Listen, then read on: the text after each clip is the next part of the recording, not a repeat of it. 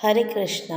भगवान आशुतोष के चरणों में वंदन करते हुए हम फाल्गुन मास की इस पावन कथा की यात्रा को आगे बढ़ाते हैं।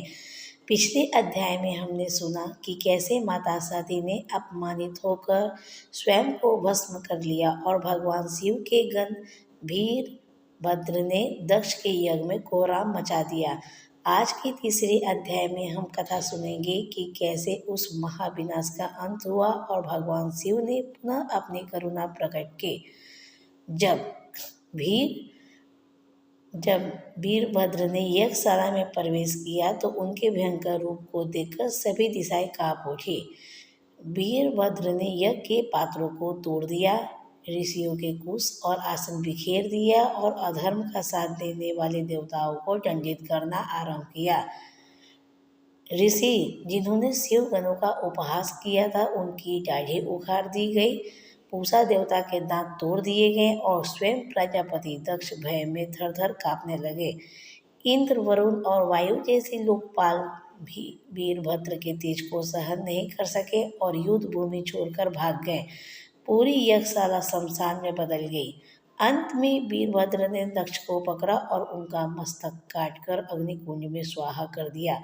यज्ञ पूर्णतः विध्वंस हो चुका था। जब चारों ओर हाहाकार मच गया तब ब्रह्मा जी और भगवान विष्णु ने स्थिति को संभालने का निर्णय लिया। वे सभी देवताओं के साथ कैलाश पर्वत पहुँचे। वहाँ महादेव शांत मुद्रा में वट वृक्ष के नीचे ध्यानमग्न बैठे थे। ब्रह्मा जी ने स्तुति करते हुए कहा, हे देवादिदेव, आप ही सृष्टि के आदि और अंत थे। दक्ष ने अज्ञानतावश अपराध किया किंतु अब यह यज्ञ अधूरा है। हे कल्याणकारी शिव, आप क्रोध त्यागे और इस संसार पर कृपा करें। भगवान विष्णु ने भी शिव को समझाया कि बिना उनके आशीर्वाद के कोई भी शुभ कार्य पूर्ण नहीं हो सकता।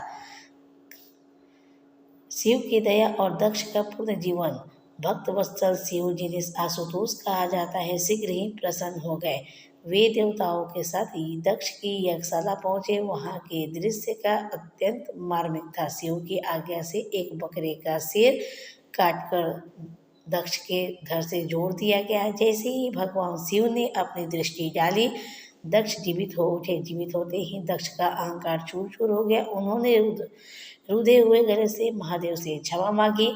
दक्ष ने जाना कि शिव और विष्णु में कोई भेद नहीं है। भगवान शिव की उपस्थिति से वह यज्ञ पुनः संपन्न हुआ और सभी को शांति प्राप्त हुई।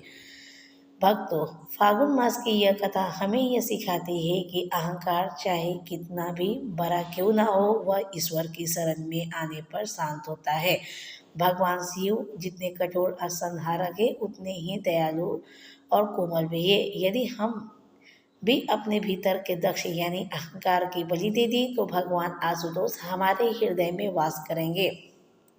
कल की कथा हम सुनेंगे कि माता सती का अगला जन्म पार्वती के रूप में क्या कठिन तप किया।